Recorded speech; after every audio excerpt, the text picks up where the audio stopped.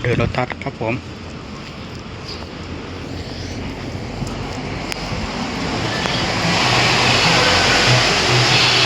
มันใส่นะ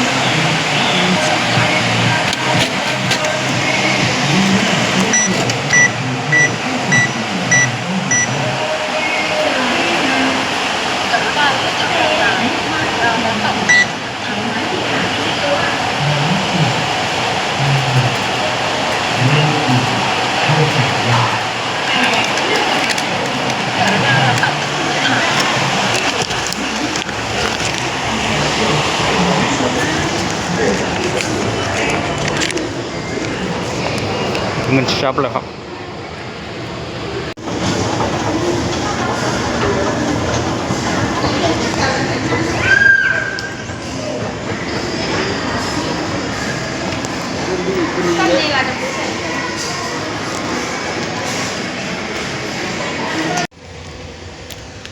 สติ๊กเกอร์กับเข็มขัด2 ชิ้นครับอย่างเล่นๆไม่มีอะไรทำว่างๆครับผมนี่ครับ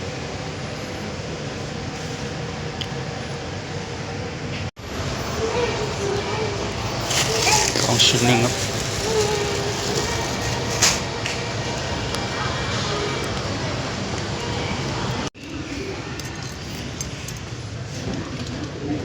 น้ำชุ่ม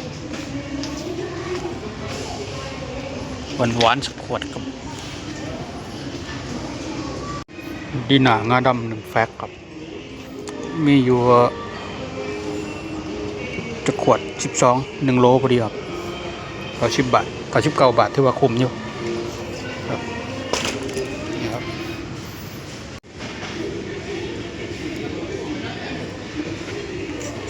3 ไม้ขวา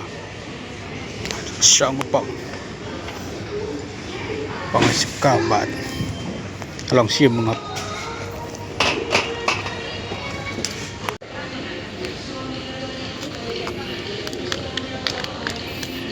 ที่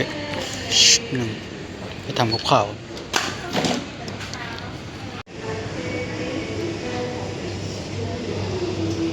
น้ำส้มสายชูทำน้ำพริกครับ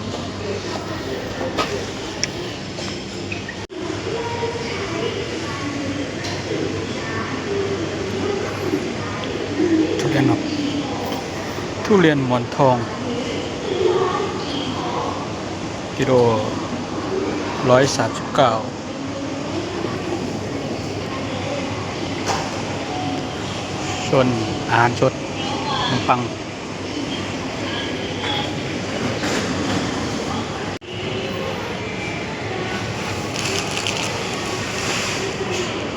ังลดราคา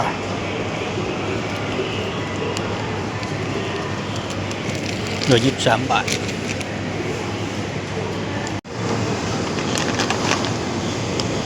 เลือดเป็ดแล้วก็เลือดเป็ดไปชิมเห็ดเมนูเมนูเห็ด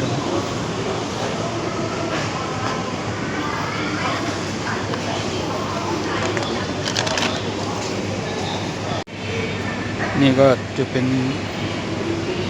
พวกอาหารของสด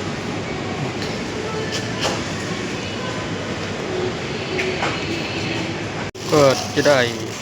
ขาหมูเผาลอกกระดูก1 ถุงเนาะเป็นจะเป็น5 เมนูเห็ด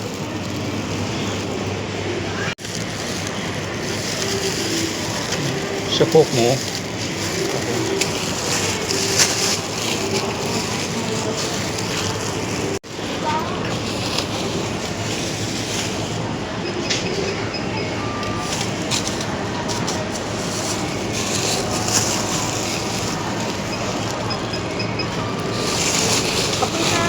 ครงหมูจ้า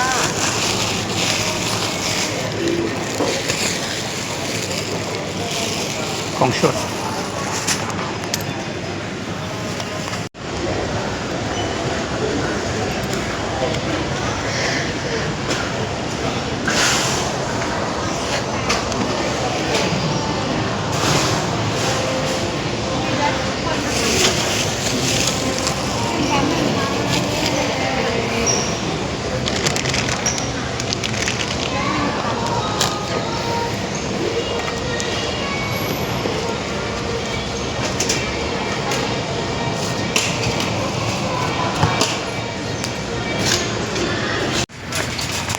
ก็หมดไปเยอะอยู่ครับ รออยู่แถวนี้ก็ได้เกียดแม่ กับคนเดียวก็เยอะเหมือนกันเนี่ย รอแถวเนี้ยลูกไปบ้านก็ได้